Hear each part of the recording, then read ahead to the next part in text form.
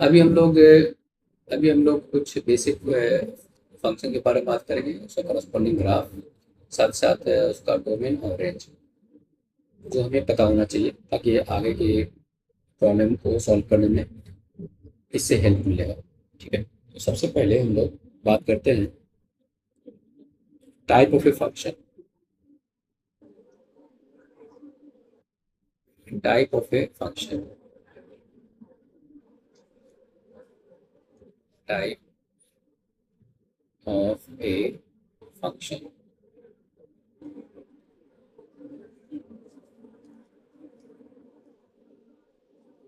First में हम लोग बात करेंगे कांस्टेंट फंक्शन। कांस्टेंट फंक्शन,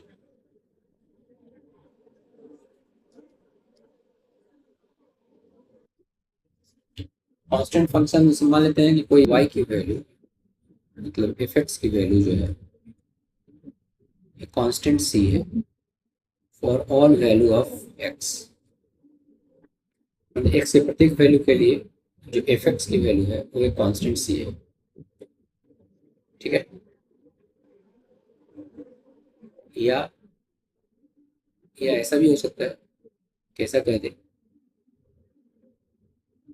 कि x is equal to a constant c for all value of y।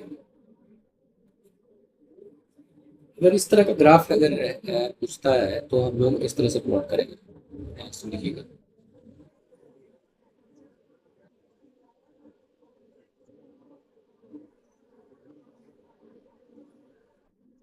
ये मेरा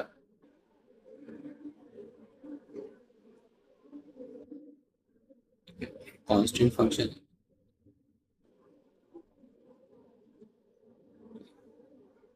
एक से किसी भी वैल्यू के लिए, एक सा कुछ भी वैल्यू अगर हम ले,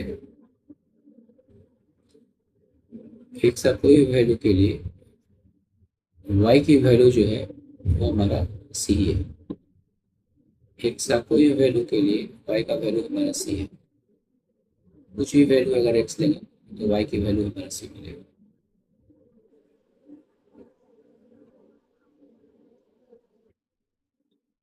ठीक है, तो x का वैल्यू कोई भी ले तो y का वैल्यू जो है वो हमारा c है।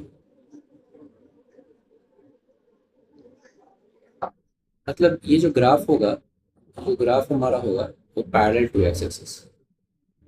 मतलब y is equal to C का जो ग्राफ होगा, ग्राफ जो होगा वो parallel to parallel to X axis है। ठीक है, डोमेन इसका अगर हम बात करें तो डोमेन माइनस इन्फिनिटी से प्लस इन्फिनिटी। और रेंज की बात अगर करें, रेंज रेंज जो होगा वो सी, सिर्फ एक ही डिजिट सी हो। ठीक है, for all value of x के लिए। X is equal to C का मतलब क्या हुआ? इसका ग्राफ अगर खींचेगा तो देखिएगा ऐसा,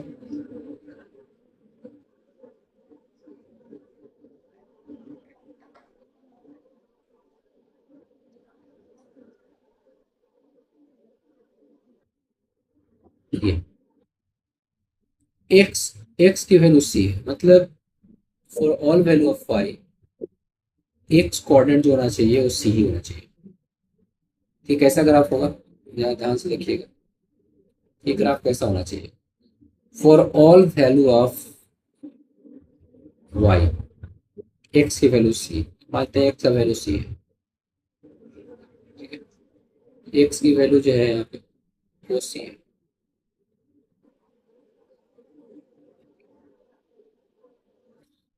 एक्स का वैल्यू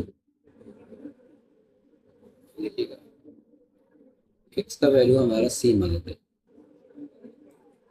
वाई का वैल्यू कुछ भी हो, एक्स का वैल्यू सी हमारा कहाँ कहाँ होगा, ये सब पॉइंट होगा एक्स का वैल्यू सी, ये सब पॉइंट का एक्स कोऑर्डिनेट क्या होगा, सी ही होगा। आप यहाँ भी देखिएगा तो एक्स का वैल्यू हमारा एक सब पॉइंट में एक्स कोऑर्डिनेट सी ही होगा। तो क्लियर है कि इसका जो ग्राफ होगा ना, ये जो ग्राफ होगा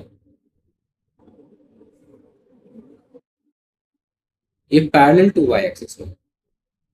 मतलब ये सब जितने भी पॉइंट होंगे उसके उसके एक्स वाई कोऑर्डिनेट तो डिफरेंट डिफरेंट होगा, पर एक्स कोऑर्डिनेट होगा वो फिक्स होगा। X is equal to C का जो ग्राफ होगा, ग्राफ कैसा होगा, ग्राफ होगा स्ट्रेट लाइन होगा, straight line parallel to parallel to Y, parallel to Y axis. ठीक है, ये हमारा ग्राफ होगा।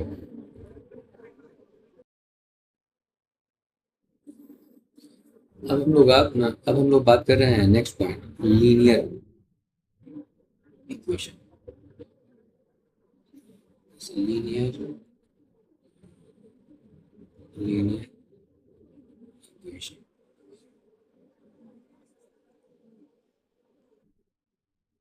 ऐसे मान लेते हैं कि इक्वेशन दिया हुआ है y is equal to M X plus C, जहाँ m और c जो है एक real constant constant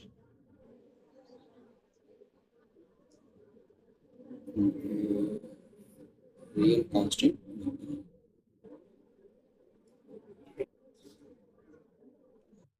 linear graph कहते हैं इसमें वेरिएबल पे जो पावर होना चाहिए ना वो वन होना चाहिए, प्लस वन। जितने भी वेरिएबल हैं उस पे पावर अगर वन है तो उसको कहते हैं लीनियर इक्वेशन। ठीक है, और लीनियर इक्वेशन ऐसे ऐसे इक्वेशन का जो ग्राफ होता है, ऐसे इक्वेशन का जो ग्राफ होता है वो स्ट्रेट लाइन ग्राफ होता है।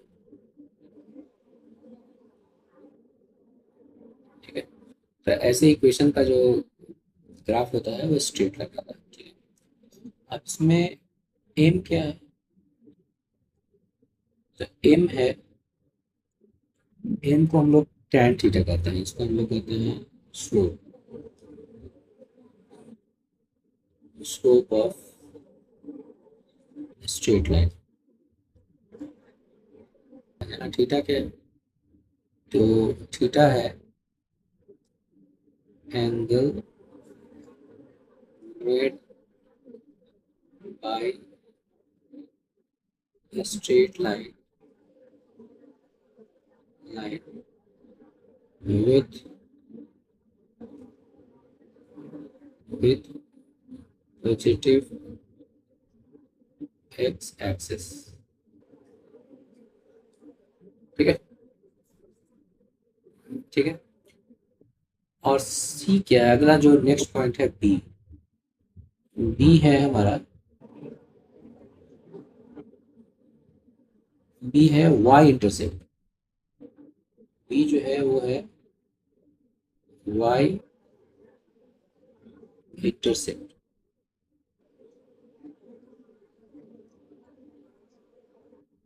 वाई इंटरसेप्ट मतलब वाई इंटरसेप्ट का मतलब है कि वाई एक्सिस को किस पॉइंट पे कट कर रहा है। वाई इंटरसेप्ट का मतलब होता है वाई एक्सिस को किस पॉइंट पे, किस पॉइंट पे कट कर रहा है।